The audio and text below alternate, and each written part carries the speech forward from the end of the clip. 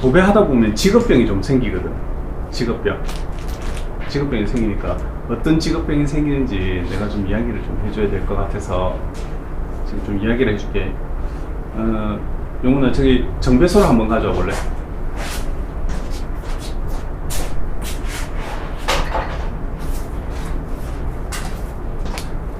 정배소를 잡아서 이제 도배를 하게 되잖아. 그럼 하게 되면 보통 이런 식으로 이제 움켜진단 말이야. 이런 식으로 움켜지면 이제 솔질을 조금 해보면 알 거야. 솔질을 해보면 요 솔질을 할 때 요 아구 힘으로만 하는 게 아니라 요 손끝에도 힘이 많이 가게 돼. 자연스럽게 빨리 붙이려고 하니까 그 힘을 써가지고 확 이렇게 밀게 된단 말이지. 그때 보통 벽에 밀 때 이 아구 힘을 이렇게 많이 주다 보면 요 손끝이 이렇게 살짝 휘어. 하도 많이 솔질을 하니까. 하도 많이 솔질해. 그래서 도배 오래 하신 분들 있잖아. 도배 솔질 많이 했거나 현장에서 오래 계셨던 분, 우리 레슬링 오래 한 사람들 보면 어떻게 귀가 딱 이렇게 붙어 있지. 그런 것과 마찬가지로 솔질을 오래 많이 한 사람들은 자연스럽게 손이 이렇게 살짝 이렇게 굽어 있어. 살짝. 그리고 이 걸레질이나 솔질 많이 한 사람들은 요 도배 오래 한 사람들 어딜 보면 되냐면 손톱 끝에 앞에 있는 마디 여기를 보면 알아. 여기가 반짝반짝반짝해. 하도 솔질을 많이 해가지고 손을 잡아가지고 솔질을 할 때 이것만 하나? 아니 옆으로도 하지. 옆으로 할 때 벽에 쓸리는 거예요. 이렇게 벽에 쓸리는 거예요. 이렇게. 그럼 여기가 바닥바닥해져. 장갑을 끼고 나면 옛날에 목장갑 끼거나 그런 식으로 작업을 하게 되면 장갑을 끼고 작업을 하게 되면 장갑에 항상 집게 손가락과 중지 있는 사이에 손가락 구멍이 항상 나. 그게 마찰이 생겨서 그런 거거든.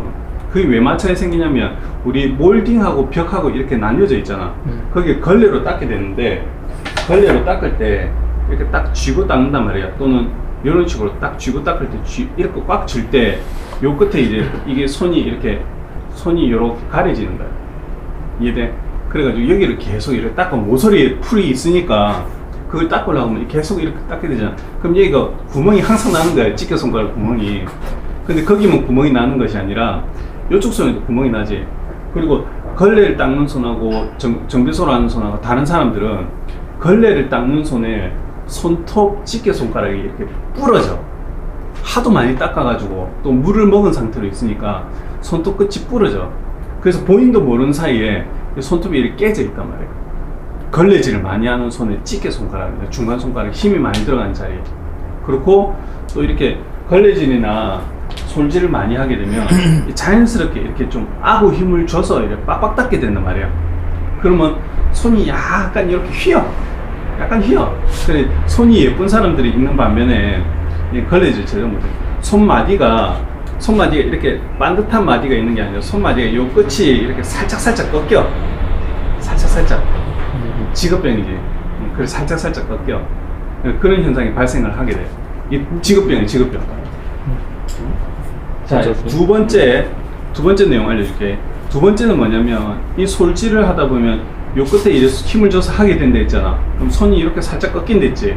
그럼 여기만 꺾이는 게 끝이 아니라 팔목을 제대로 배우지 못한 사람들은 솔질을 내가 학원에서 가르쳐 줄 때는 어떻게 솔질을 이런 식으로 내려서 하는 솔질을 이렇게 알려주잖아. 근데 대부분이 이렇게 체계적으로 배우지 못한 사람들은 솔질을 어떻게 하냐면 솔질을 위에서 아래로 계속 이렇게 내리려고만 해. 이렇게 내리려고 하는데 올려서 하기도 하는데 내리려고만 해. 그 내릴 때 손목을 꺾어서 내리는 이 작업을 하게 되면 손목이 이 상태로 있다가 꺾이면 어떻게 돼? 이렇게 되지. 이렇게 되잖아. 그지? 이렇게 되면 여기에 하중이 실린 거야. 여기에 하중이 실려. 그럼 여기에 하중이 실린다는 말은 여기가 나중에 이제 너무 아파가지고 도배를 해야 되는데 이게 시려 쓰라래 이렇게 욱신 이러면서. 근데 이거는 별도의 약도 없거든. 그리고 이 팔목 관절에는 뼈가 워낙 많기 때문에 이렇게 뼈가 워낙 많기 때문에 이거 그냥 대충 하다가는 이건 낫을 방법이 없는 거야. 낫을 방법이 없어가지고 그냥 계속 이렇게 아대차고 이 팔목을 쓰지 않는 방향으로 이렇게 하게 되는데, 이게 언제 나타나냐면 한 도배 한 10년 넘어가면 이 증상이 나타나기 시작해. 근데 나는 다행스럽게 솔질을 빨리 바꿨는데, 그 솔질 자세를 계속 이렇게 아래로 쓰는 그런 걸 내가 학원에서도 하지 말라고 계속 알려주기도 하지만, 이런 작업을 하면 안 돼.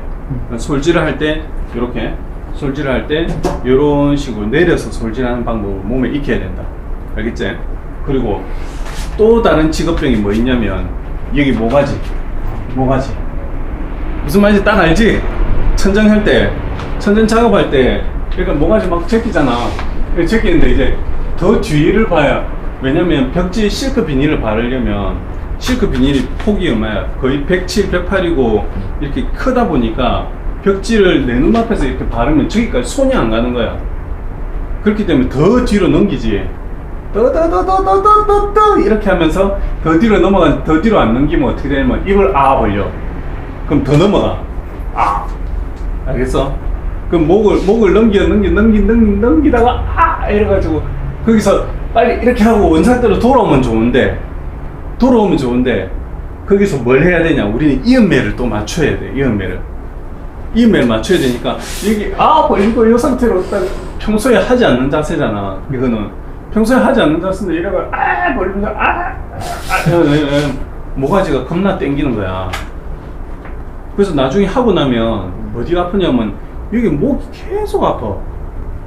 그리고 현장 일이나 아니면 날 일도 마찬가지지만 그 일을 단순 동작을 계속 오래 하면 그게 스트레스가 되네. 우리 서가지고 모가지 이렇게 꽉 제낄 경우가 평소에 몇 번이나 있겠어?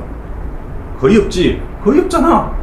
모가지 이빨 제껴가지고 하루에 뭐 10분, 20분, 1시간, 2시간씩 모가지 제끼고 있을 시간이 없어요. 그렇게 하지도 않고.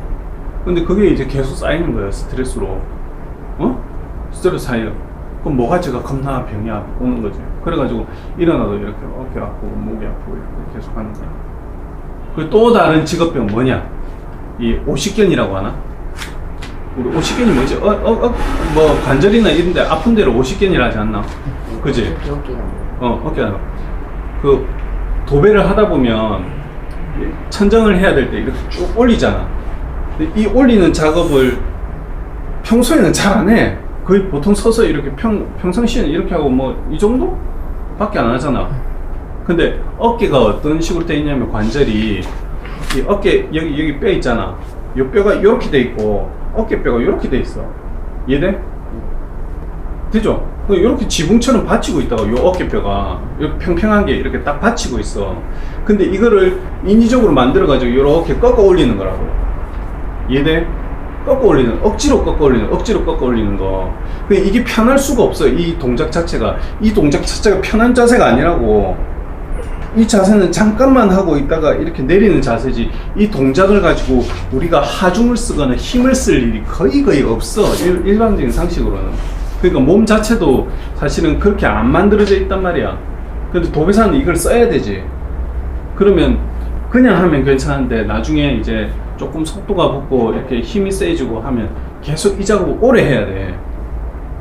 그럼 이렇게 받칠 거 아니야. 막 이렇게 손바닥으로 이음매도 안 맞고 초보 때는 이음매도 안 맞고 이러니까 이걸 힘으로 계속 밀어가지고 앞으로 맞추고 옆으로 맞추고 막 이렇게 한단 말이야.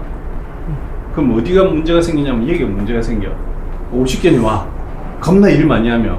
그 나중에는 어떻게 되냐면 원장님 지금 몸이 좀 아파서요. 이러면 뭐 어디 아프고 팔이 좀 아픕니다. 이러면 요것도 못 올려. 아파가지고 그게 못 올려.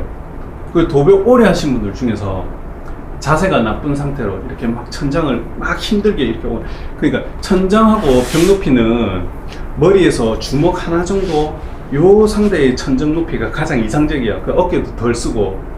근데 여자분들은 키가 작기 때문에 이렇게 천정하고 머리하고 이렇게 넓단 말이야. 그러면 팔을 요만큼 들 거를 얼만큼 들어야 돼? 이만큼 들어야 되지. 여자분이 여기 많이 나가. 실장이 여기 많이 나간다고. 이해돼? 조심해야 돼. 그리고 뭐 허리는 말할 것도 없지. 그냥 딱 도배 연장을 차는 순간 허리에 스트레스가 빡 온다는 느낌이 들어. 그지? 그것도 하루 이틀이가 점점 하면 할수록 연장이 많아지지. 처음에 연장 주머니, 거품 타올, 걸레 주머니 하나는 뭐 연장 주머니 딱 2개 끝이야. 근데 나 같은 경우 연장이 4개지. 연장 주머니가 4개야. 그럼 거기에 그냥 주머니만 차고 있겠나? 뭐가 들어있을 거 아니야. 그럼 하중이 가지. 무거울 거 아니야. 그죠? 그러면 허리 부담이 계속 오는 거라. 이해돼? 무거운 상태로 계속 움직이게 되고. 그래서 또 도배 오래 하신 분들 중에서 또는 도배 이런 허리 부담이 많이 느낀 사람들 중에 멜빵을 맨 사람들도 막 은근히 많아. 작업용 멜빵. 나도 옛날에 멜빵 메고 있었고. 근데 멜빵의 단점이 뭐냐면 내가 그런 걸 써서 그런지 모르겠는데 계속 흘러내려. 작업하다가 이렇게 쪼그려 앉았다가 또 일어났다 쪼그려 앉아 일어났다 해야 되는데 이거 흘러내려. 그 귀찮거든. 그래서 결국은 조금 허리에 부담을 주고 멜빵을 벗게 되더라 이거지. 몰라, 또 좋은 멜빵은 또 이렇게 막 타이트하게 되는 게 있을지 모르겠지만 하여튼 그 허리의 부담을 몸 전체로 분산시키는 건 괜찮은 행동인 것 같아요. 그래서 그런 거 하고, 아니면 웬만하면 필요한 연장은 딱 이제 발판 위에 올려놓거나, 아니면 나는 앞치마 쓰는 거 알지? 다 앞치마 앞치마 쓰거든요. 여기 있잖아. 앞치마 쓰면 그 앞치마 주머니에 쫙쫙쫙 연장을 분산시키는 거야. 그럼 훨씬 편해. 그런 방법도 고민해보라. 남자들 같은 경우 조끼도 괜찮아요. 조끼에 막 이런데 주머니에 연장들을 분산시키는 것도 괜찮아요. 나 같은 경우는 칼바지를 요 주머니에 넣는 게 아니고 요 주머니에 넣거든. 그래서 요 주머니에 있는 칼바지도 은근히 무겁거든. 따져보면 연장들 중에서 그걸 분산시키는 것도 괜찮아요. 그건 괜찮고. 그러니까 허리 조심하고, 그 다음에 조심해야 되는 게 무릎. 발판 위에서 뭐 30cm, 40cm, 50cm 밖에 안 된다고 막 점프해서 뛰내린다. 그거야 내 몸이 가벼울 때는 괜찮은데, 이 연장 차고 있잖아. 무겁잖아. 근데 연장을 뚝 매고 점프 하다 보면 나중에 무릎 도가니가 나가가지고 나중에는 이렇게 발판 올라갈 때는 무릎이 아파. 근데 다른 거는 좀 아픈 거는 그나마 견뎌지는데 무릎 아프면 도배하기 진짜 힘들다. 발판을 하루 종일 올라갔다 내려갔다 했는데 절대로 뛰어내리지 마라. 무슨 일이 있어도 살짝 걸어다니고 뭐 할 거 있으면 뭐 통 같은 거 밟고 올라가고 이런 식으로 해야 돼. 조금 뭐 지금은 어리니까 괜찮지만 도배 하루 이틀 할 거 아니고 이제 한 번 하면 계속 해야 돼. 오래 해야 된다. 근데 직업병만 잔뜩 얻어서 그런 거 없잖아. 안 그렇겠어? 예. 그 다음에 또 생기는 게 있다. 뭐냐? 엄지발가락, 발모가지.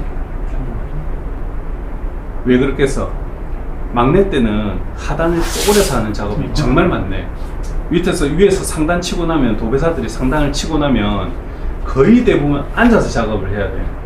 그러면 하중이 무거운 친구들은 이 배가 접히면서 그 하중이 발가락이 딱 꺾인 그 자리에 힘이 딱 다 가버린단 말이야.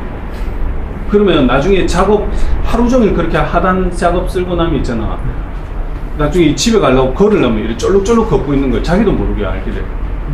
근데 그게 하루 이틀 끝나는 게 아니고 그 일을 고되게 오래 해버리면, 너무 일정 이상으로 오래 해버리거나 하중이 많이 썰리게 너무 수결을 해서 엄지발가락에 힘이 가게 하면 다쳐. 나중에 쩔룩쩔룩거린다. 도배사들 중에서 좀 오래 했던 도배사들, 이렇게 반듯하게 걷는 도배사들 많이 없다. 한쪽으로 살짝 기울여서 걷는. 그리고 어깨를 보면 이렇게 많이 편향이라나 이렇게 된 사람들 은근히 많다. 어쨌든 그 몸에서 올 수 있는 직업병들이 여러 가지가 있으니까 일단 내가 그냥 계약적으로 설명했고, 아무래도 그런 거는 생기고 나서 치료하는 건 힘들어. 비용도 들고. 그 전에 항상 일어나고 나면 본능적으로 기지개를 펴듯이 온몸을 스트레칭 해주는 이런 작업을 꼭 해줘라.